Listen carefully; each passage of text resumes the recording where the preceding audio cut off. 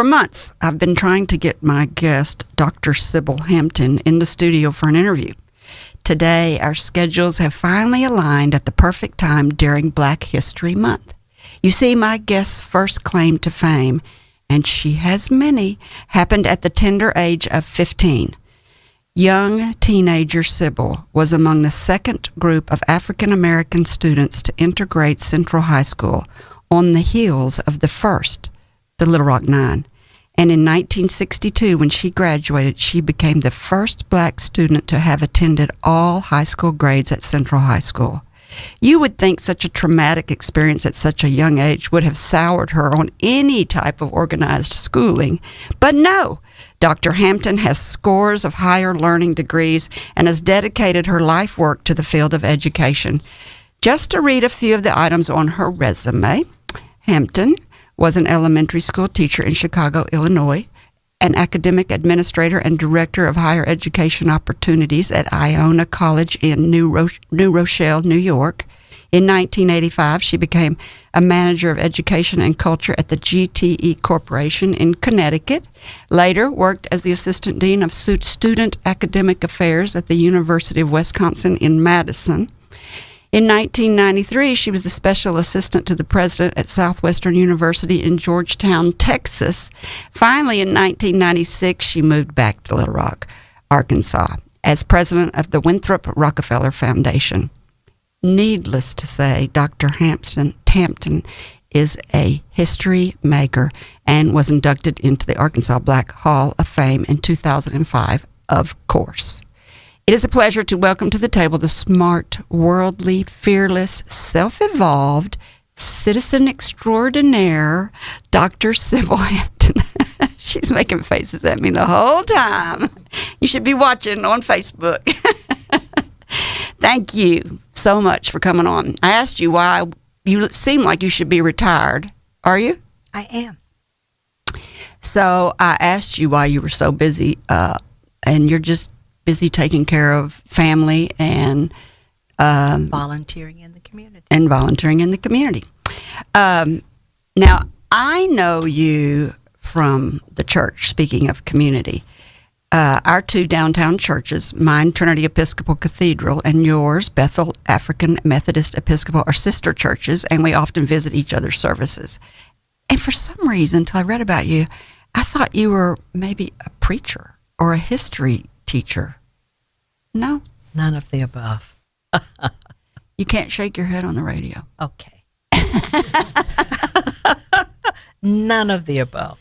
I read where you said about your church influences, that I read where you credit your church, which I think was this has always been the same one, yes. The AME. Yes. You credit your church for providing a nurturing environment and social infrastructure that produced strong citizens dedicated to making life better for people of color in the community and throughout the world. And that's where you're volunteering now.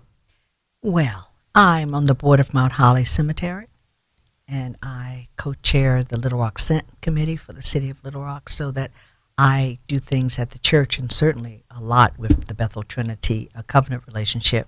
But I'm out and about in the community. Didn't you teach a class at church that I was going to go to, and I missed out on it? I did. We did a study that Bishop Kerry put together, looking at Am I my brother's keeper? What does that mean?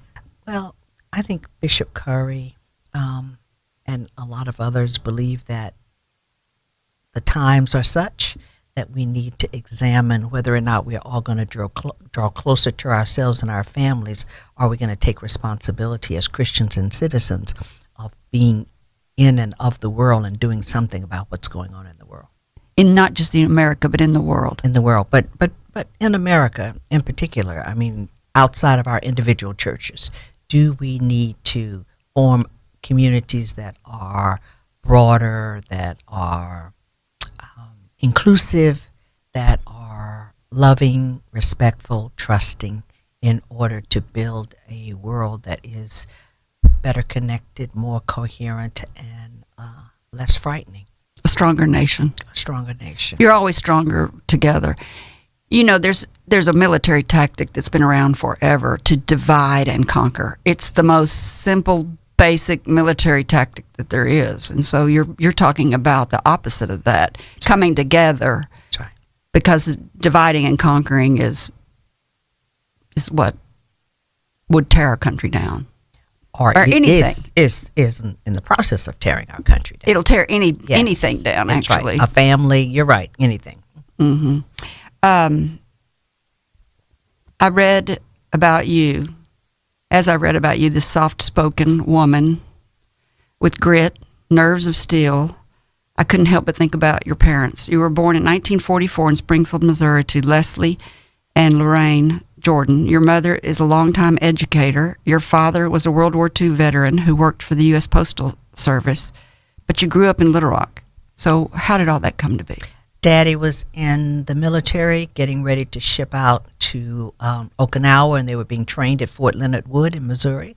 And because Mother was close enough, she was able to go and live there. And I was born there, and I had the opportunity of being born in the Greene County Hospital only because the military intervened and insisted that any of the wives of the men who were stationed there, and he was in an all-Negro unit in Springfield, was not a very open town at that time.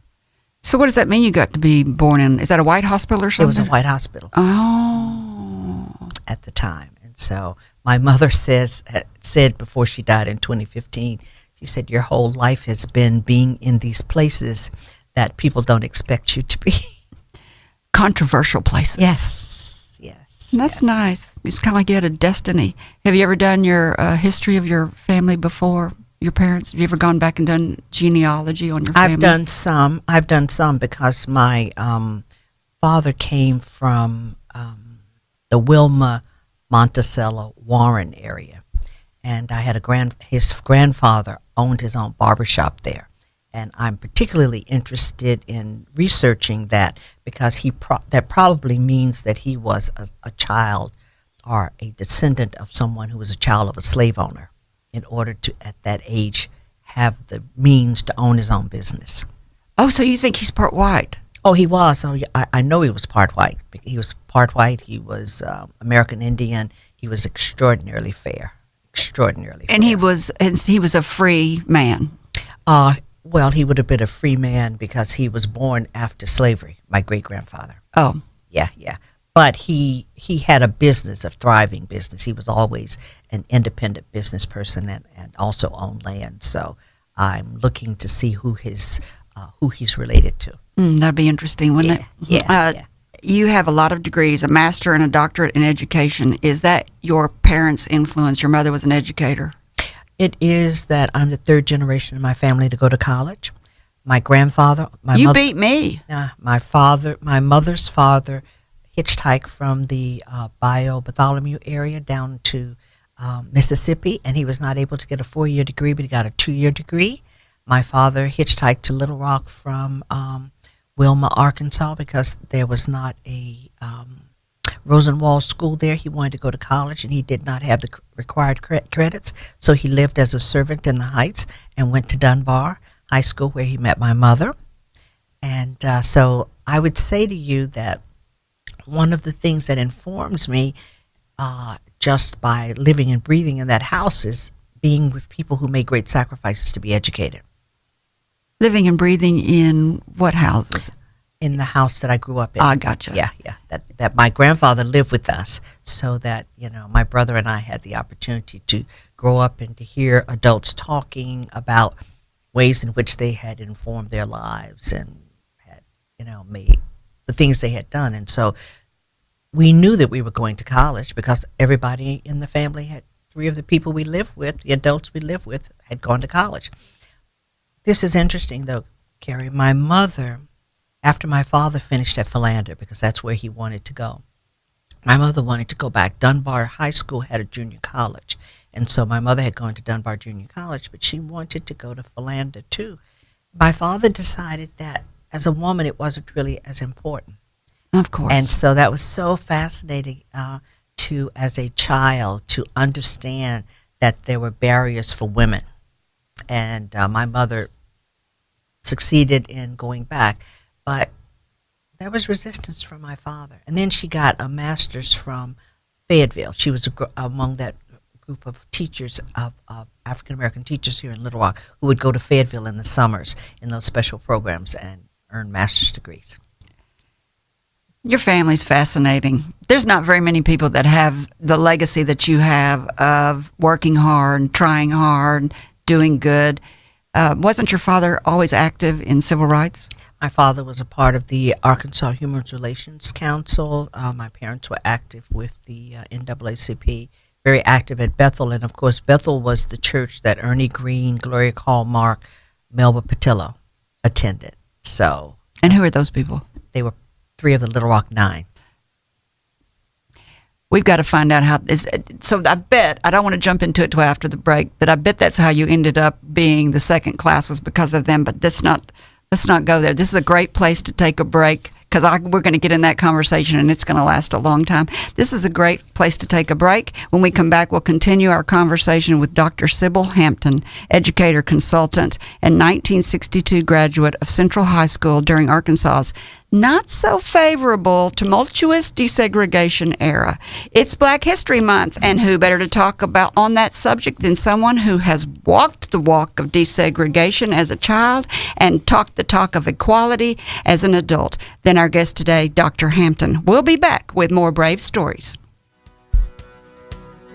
You're listening to Up in Your Business with Kerry McCoy, a production of flagandbanner.com. Over 40 years ago, with only $400, Kerry founded Arkansas Flag and Banner. During the last 4 decades, the business has grown and changed along with Kerry's experience and leadership knowledge. In 1995, she launched the business website flagandbanner.com, became an early blogger in 2004, founded the nonprofit Friends of Dreamland Ballroom in 2009, began distributing a biannual publication called Brave Magazine in 2014, and today, she's branched out into this very radio show, YouTube channel, and podcast. Each week, you'll hear her engage in candid conversations with her guests about real-world experiences on a variety of businesses and topics that we hope you'll find interesting, educational, and motivational. Stay informed about upcoming guests by subscribing to Up in Your Business with Kerry McCoy's YouTube channel. For a complete update of happenings on the Flag and Banner campus, i.e. Dreamland Ballroom events, sneak preview of upcoming Up in Your Business guests, sales at flagandbanner.com, relevant Brave magazine articles, and Kerry's current blog post, join our email list at flagandbanner.com to receive our very popular, all-inclusive water cooler weekly email. Telling American-made stories, selling American-made flags. Flagandbanner.com. Back to you, Kerry. Thanks, Gray. You're listening to Up in Your Business with me, Kerry McCoy, and I'm speaking today with Dr. Sybil Hampton, educator consultant, and among the second group of African-American students to integrate Central High School on the heels of the first group, the famous Little Rock 9. Before the break, we talked about Sybil's family's legacy. It's so impressive. I mean, my mother and father didn't finish college. They were in World War II, but they went to some college, but didn't finish. I didn't finish college, although I went to some college. You have a legacy of higher education through 3 generations. I'm so impressed with that. And then we just talked about, I don't know, I guess that's really what we talked about, was how you ended up being the person you are. So now, and when we also talked about your church, you love your church. So now, where you are at church, and so some of the Little Rock 9 go to the same church you go to. It's not very long after the 1954 Brown versus Board of Education ruling that racial segregation in public education was not unconstitutional, and the schools across America began to process desegregation, practice desegregation. Your courageous students, known as the Little Rock 9, that you knew some of them, were the first in Arkansas. But it was in 1959 that you were recruited by a member of the second group of pioneering black students to integrate Central High School. How did that come about? Was it your idea? Was it whose decision was it? What did y'all talk about around the dinner table that night when he said, "Honey, I want you to be the sacrificial lamb and start going to Central High School"? Were you scared? Well, that was not the way it unfolded. My father and my mother were involved in conversations over the years from from the 40s and 50s, and they were engaged in thinking about what the community needed to do. So I was already talking with my parents about whether or not my brother and I would go to Central when the Little Rock 9 began. You wanted to? Yes. First of all, I lived at 7th and Park, so that literally my brother and I always thought that was our neighborhood school, since it was at 14th and Park. So that we really saw that as an opportunity to go to a school in our neighborhood, but also to go to a school at that point that was ranked in the top 40 schools in the nation. You were already thinking, your parents had already ingrained that how important education was to you. Did you watch the Little Rock 9? Did you stay at school that day and go down there and watch the Little Rock 9 go into Central? I would never have gone down there with a mob. I watched the things on TV and read lots of things in the newspaper, and followed it very closely over the years, so that we were not recruited, those of us who went. We were a part of people in the community who would ask, would anybody volunteer? And lots of young people volunteered because you had to be screened. There was intellectual testing, there was psychological testing, and really? And the school board kept winnowing away the number of students that they would consider sending to the school. Little Rock used the pupil placement law in order to select. Between 1957 and 1971, the students who went to Central and Hall, who were African American, were placed there by the Little Rock School Board. For 20 years? And it had to do with your grades? It had to do with grades. It had to do with the perceived strength. The psychological testing was designed to choose young people who would have the strength and presence of mind to be in a stressing and distressing situation. How many people applied when you were applying? Oh my goodness, I think there may have been 20 or 30 or more young people who were in the queue. Describe a psychological testing. Well, we took the Rorschach, and we worked with the school psychologist to, look at pictures, look at images, and then talk about what we thought we saw. That's what the Rorschach is, in order to get some sense of whether or not we were. I think that, frankly, they were looking for students who were talented, but also who were nice Negroes. They wanted that's people you for who sure. were very calm, very gracious. They were looking for model. People talk about model Asians, but I think they were really looking for model students among the group. And so my brother and I really felt that, along with our parents, somebody's children had to do it. My parents felt that our family was not going to be jeopardized like other families might be for losing jobs. My father worked for the post office. My parents had a grocery store on the corner of 7th and Park.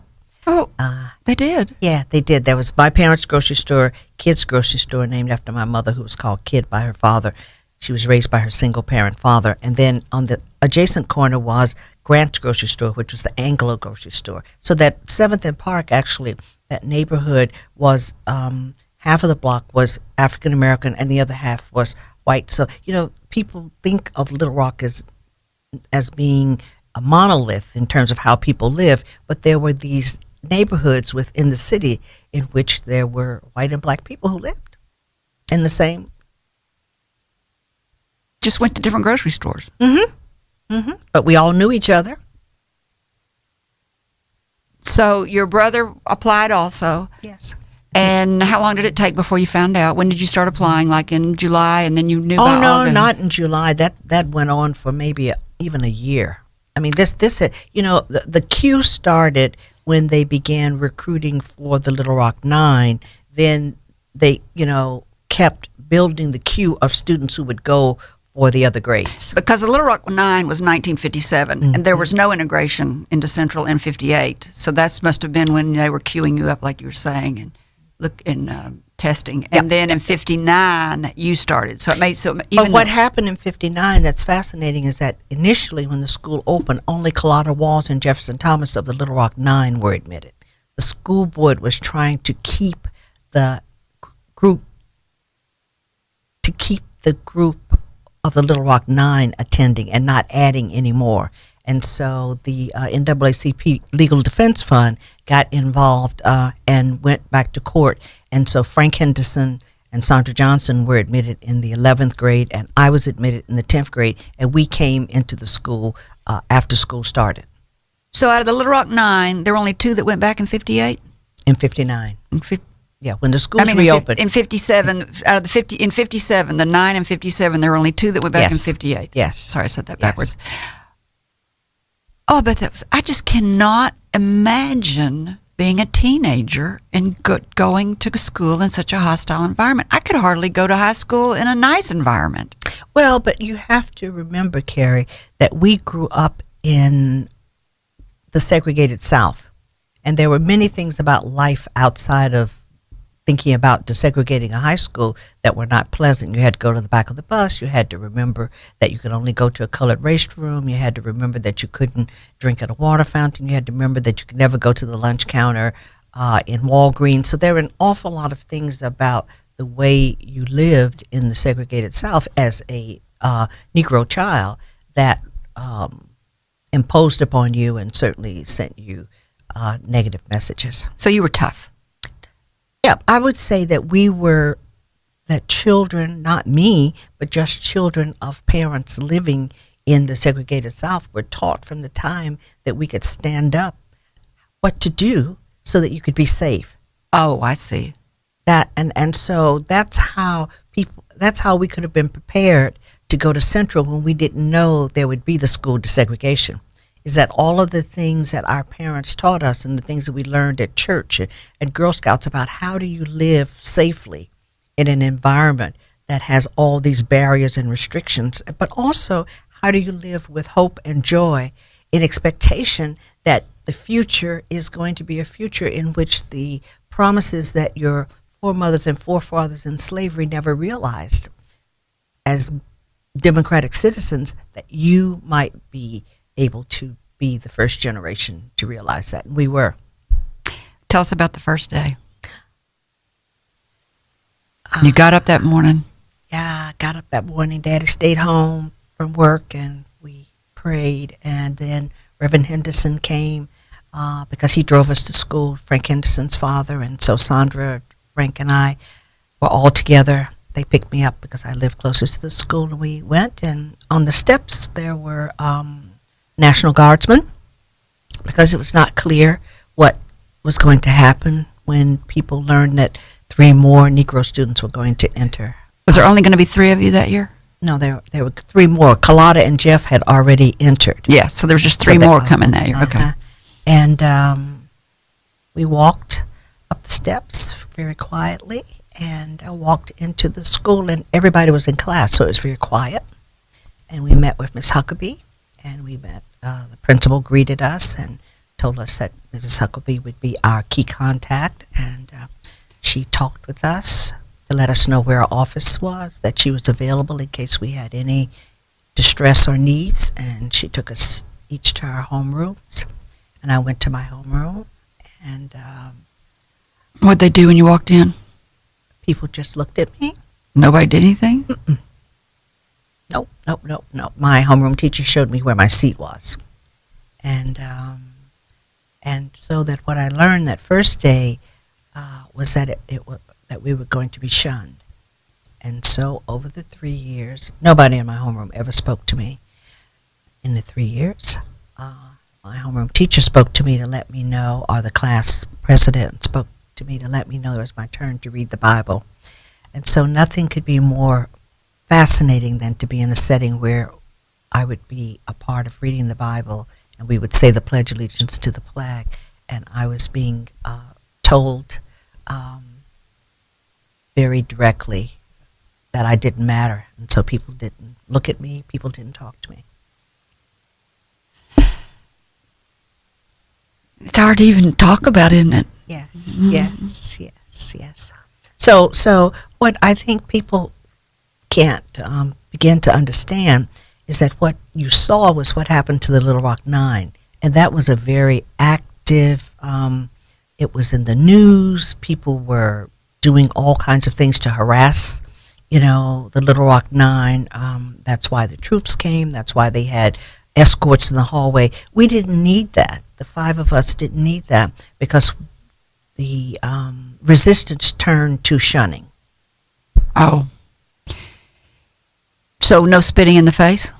Oh, I did have that. Oh, I did. I had the absolutely incredible experience of, if you've ever been in Central, the staircases take you all the way up. I was going up to the top floor, and there was this kid. Every day when I went past this classroom door, he would lean out and glare at me.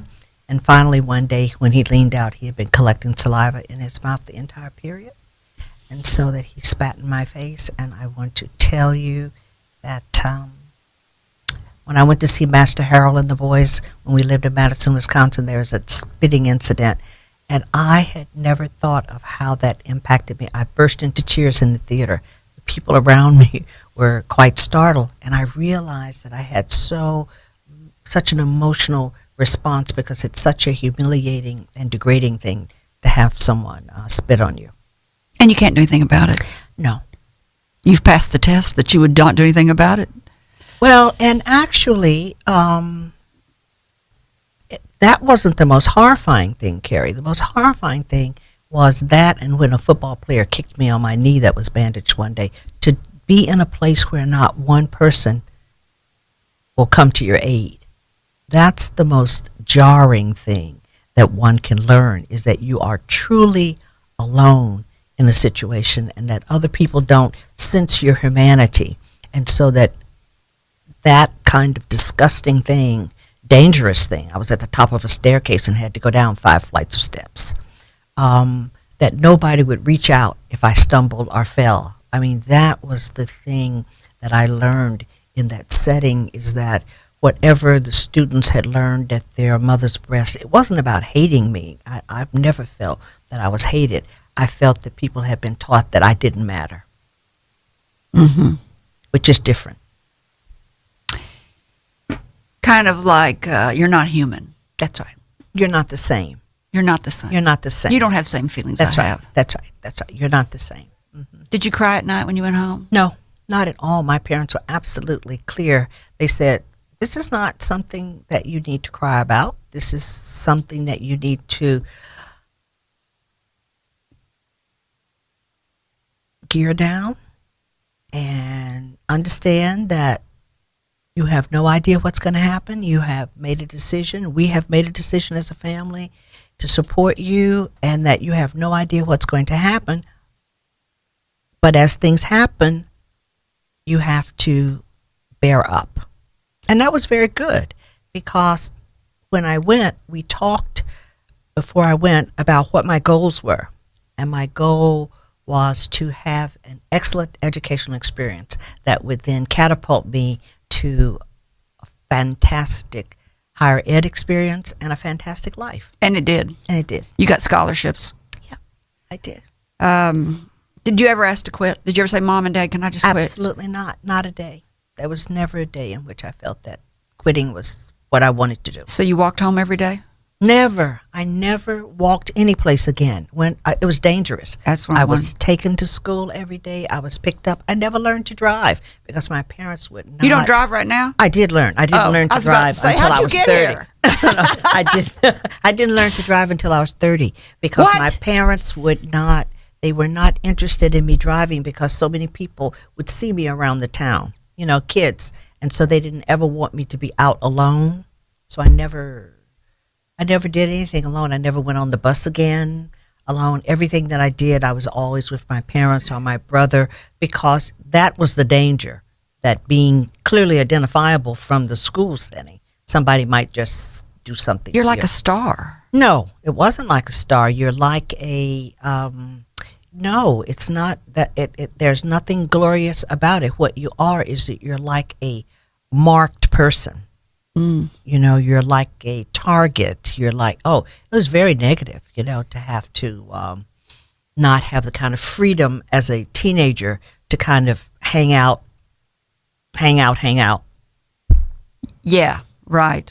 You didn't get to hang out. You missed all the youthfulness of being. Well, no, but my parents would take me. I went to dances. I was in Girl Scouts. I was in Y-Teens. I did things at church. I had a very vibrant life outside, but it wasn't the kind of thing of walking along the streets with my friends that I did prior to. Where did you go to dances? Horace Mann.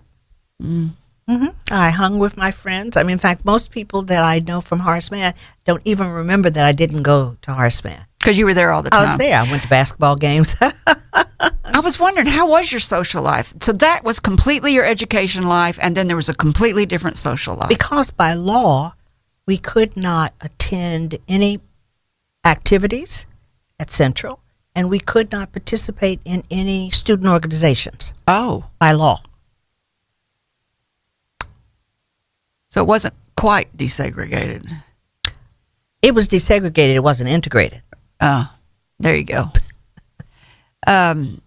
Your brother went there. Yep, 1960. Did he have to? Was he also a marked child? Did you feel like it? No, he had more independence, and he was out more. He learned to drive. What year was he in there? 63. So I went in 62. He's 1 year younger than me. So he went in the next year, and things were already getting better for him. Well, no, that's not true, because on the 50th anniversary of his graduation, one of his classmates wrote a letter to him, and she wrote about his presenting a paper, and she said it was probably the best paper that anybody in the class wrote, but at the end, nobody responded, and that all of her life she'd been haunted by the silence that he experienced, and she knew that it was larger than just that one class. Haunted by the silence. That's wonderful. I bet that made him feel wonderful, and I know it made her feel better to confess. She said no, that it didn't make her feel better. She said because what she recognized is that it was too late. Oh. And she said that but that she had learned a very important lesson, and that was never be afraid to stand up, even if you're just one. Boy, I think a lot of people need to learn that lesson. There's a lot of bullies out there today, and it's hard to stand up to bullies. This is a great place to take a break. When we come back, we're going to continue our conversation with Dr. Sybil Hampton, an outstanding citizen, as you just heard. She's an educator. We're going to learn about that. Administrator, consultant, and as you've been hearing, a 1962 graduate of Central High School in Little Rock, Arkansas. It's Black History Month, and in this next segment, we'll talk candidly about racism. It's a two-way street. We'll have Dr. Hampton give us her take on how far we've come, the work that lays ahead, and her predictions for our future. We'll be back. And I want to remind everybody, we're broadcasting live every Wednesday from 6 to 7 Central Time on 101.1 The Answer and Up in Your Business with Kerry McCoy's Facebook page. Also on Fridays, a re-airing of the show is broadcasted on KABF 88.3 at 2 p.m. and a podcast is made available on all popular listening sites and YouTubes and on the Arkansas Democrat Gazette on Fridays. We'll be back after the break. This month.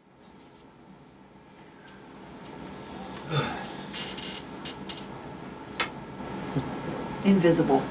Invisible. You know, I didn't think about it like that, as being invisible. I thought of it more of just being scared, but it was more of being invisible. Ugh. I know, Gray, I looked at your face one time, you were pale. He was like this. I mean... Now look, her microphone's down too low. Oh, okay. That's I think why she comes and goes a little bit. Here we go. Here we go.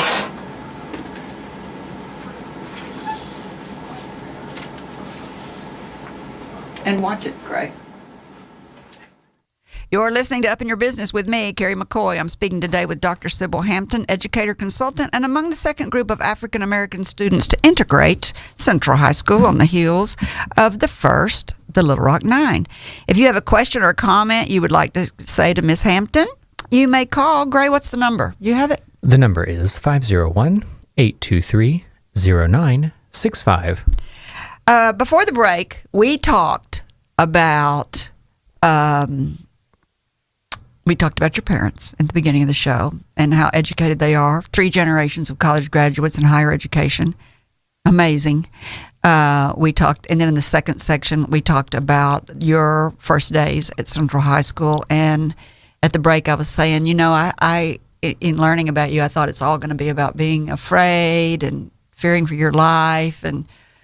But you said it was about being invisible. I think it's kind of the way you said it. And that's just something you don't really think about. And you're 75 years old, and this happened to you when you were 15, and you still get upset by it.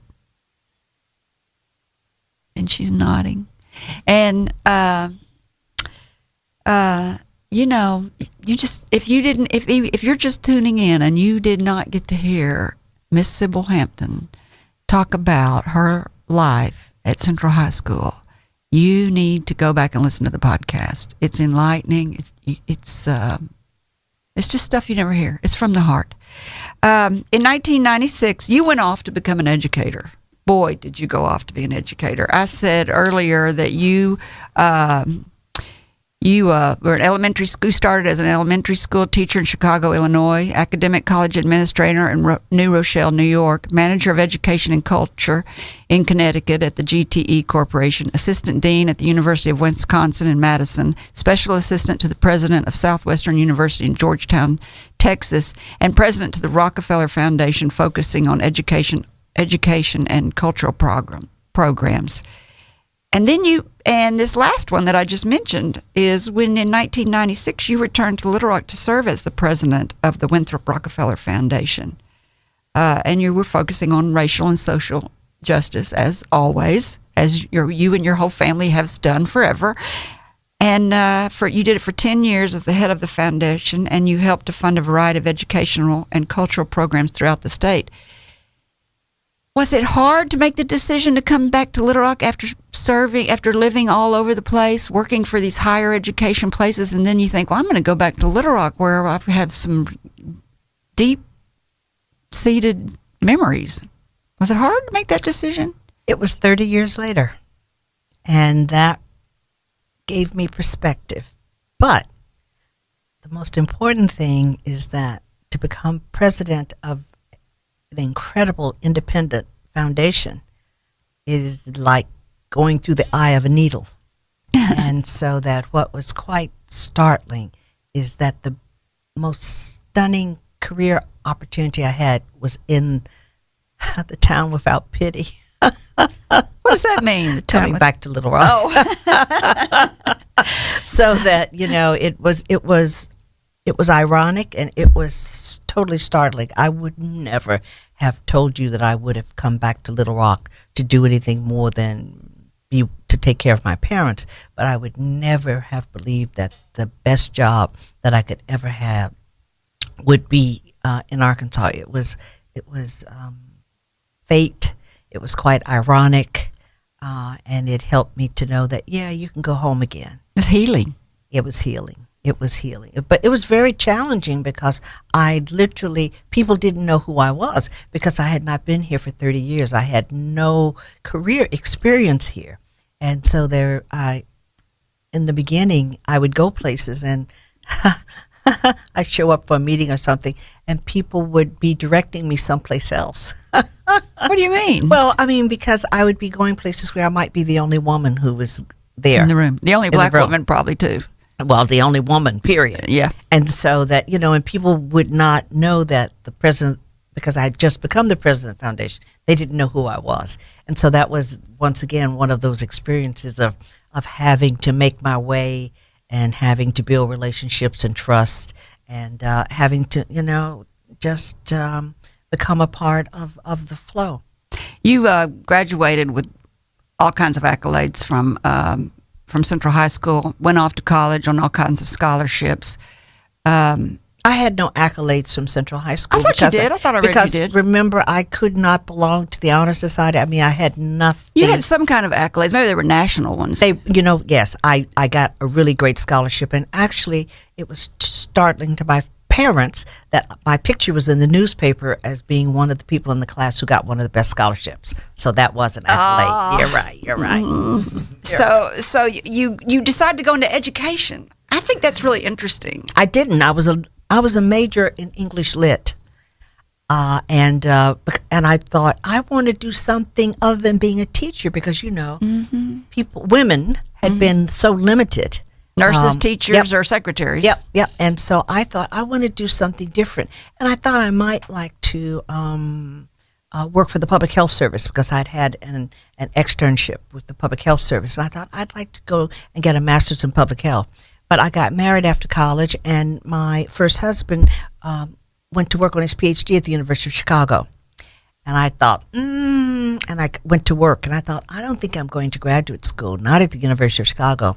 I ended up going to the University of Chicago to my surprise, but also, and I studied to be a teacher, and I thought, whoa, you should never say never. Yeah, full circle. Your mother was probably very happy since she was a teacher. Well, and after coming out of Central, I had promised myself that I would never do anything that would put me in direct connection with any young people again in life. Scarred. So your first husband got a PhD. Man, you're a bunch of educated people. I should be intimidated being around y'all. So what was his degree in? Philosophy. So I guess y'all had a lot to talk about, I'm sure. So when you worked for the Winthrop Rockefeller Foundation, describe a day there? Well, you worked on social justice. Well, economic development, education, and economic, racial, and social justice. Mm-hmm. One of the things that was really quite wonderful is that in the first days there with my program managers, we went around the state and just went around and visited all the communities. Because remember, I left Little Rock at a time when I had never been to Fayetteville. You wouldn't go to Harrison or Fayetteville. No. The University of Arkansas at Fayetteville probably had its first undergraduates with people who would have graduated in class of 62 with me. And so I had not been a lot of places, particularly in the northern part of the state. I've not been to Lake Village. And so one of the things I really wanted to do was go around the state. So we went around the state staying in state parks and just going into communities to see what kind of work people were doing in the nonprofit sector, in the schools.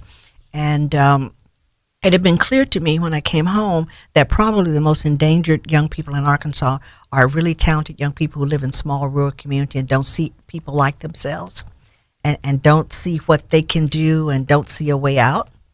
And so I wanted to get a real feel for Newton County.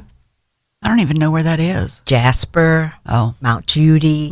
I really wanted to get this sense of Delta communities versus, the places in the Northeast. The hill country. Yeah, and what were the things that were in common for young people? Because the work that we did at the foundation, the work that the foundation does, just doesn't focus on African Americans. It focuses on improving the quality of life for all Arkansans. Yes, economics. And also making sure that there's more justice and equity. And so that our project... How do you do that? How do you get everybody connected? Well, you don't get everybody connected, but one of the things that a good foundation funds things that can be replicated.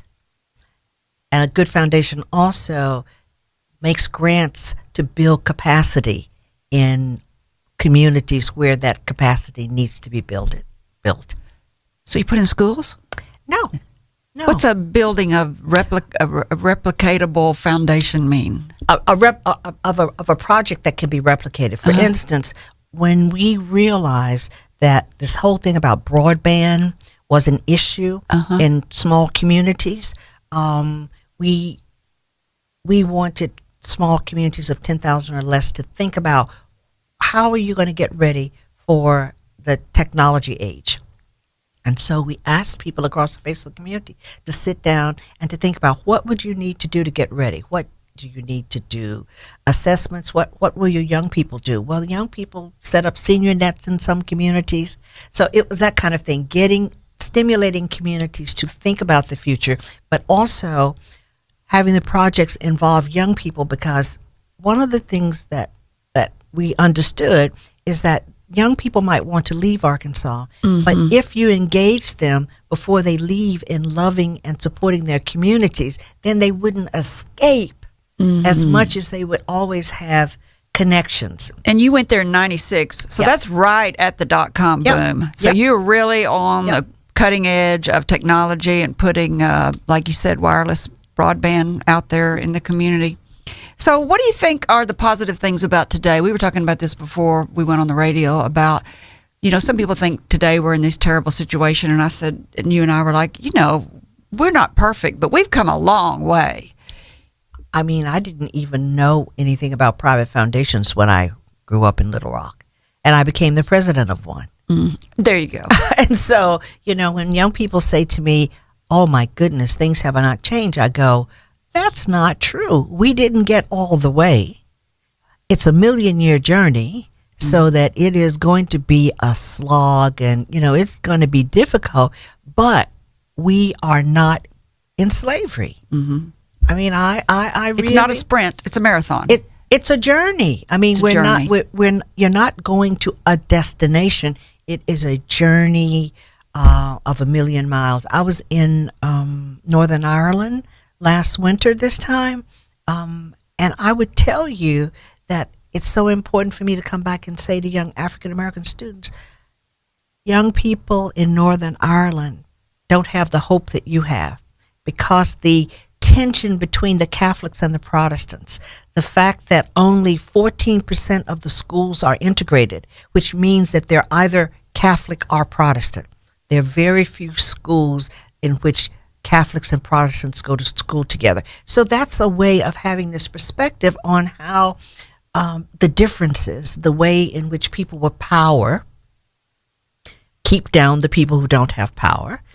It's racially, it's religion, it's, there are all kinds of bases of what makes people hateful to other people. Gender, sexual orientation. The largest project we had at WRF had to do with the Japanese American internment camps. And we did that because we thought, you can't just say it's a black-white thing. You really need to be able to understand that 18,000 Japanese Americans were interned in 2 places in the Delta of Arkansas. Yeah, and that was all propaganda.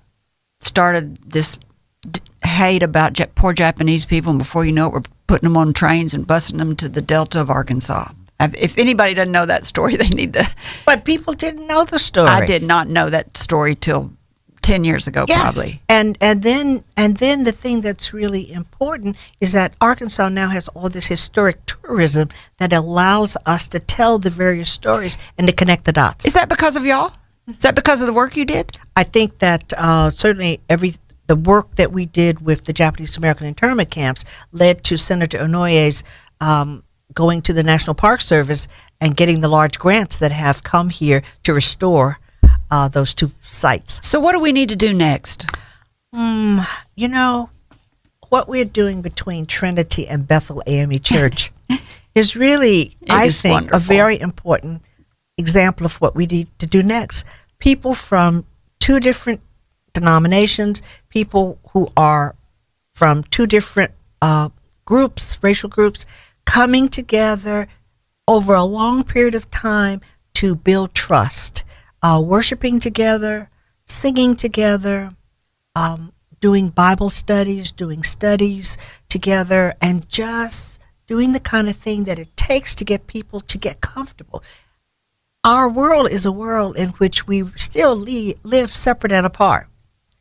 The comfort zones for most of us, if we were to sit down and to write who are our closest friends and all the characteristics of our closest friends, we would discover that, and for many people, it's not very diverse. No, it's not. Not inclusive. Birds of a feather do flock together. And that's really okay as long as you're not judging all the other people.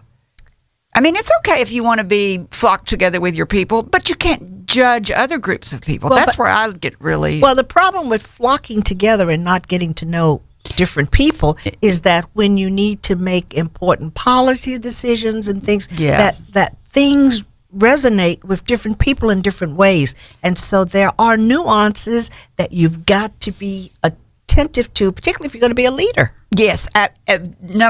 Your EQ, your emotional quota to be a leader is so important. And you can't really know that unless you have empathy and understanding of the other person. And if you don't have relationships with people who can help you to learn. That's right. You have to make the effort. You absolutely have to. Gosh, Sybil, time has run out. I'm just sick about it. Thank you so much. I mean, your quiet, calm, strength, voice of reason, all of America, maybe more than, maybe they don't know it, but they need to know it, is indebted to people and families like yours who've shown outstanding, fearless citizenship. I mean, thank you so much for coming on. I have a book for you, The Dreamland Ballroom. I'll sign it for you after it's over with. Thank you for having me, Kerry. Oh, I have enjoyed it. I'll see you at church. All right.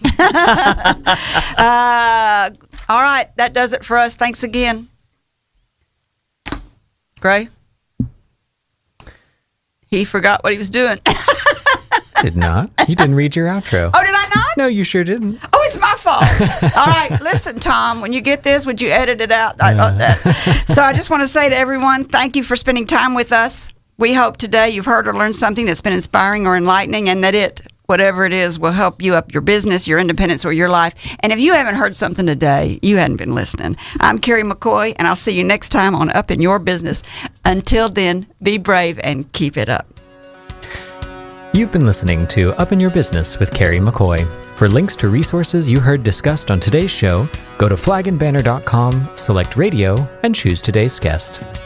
If you'd like to sponsor this show or any show, contact me, Gray, at flagandbanner.com. All interviews are recorded and posted the following week. Stay informed of exciting upcoming guests by subscribing to our YouTube channel or podcasts wherever you like to listen.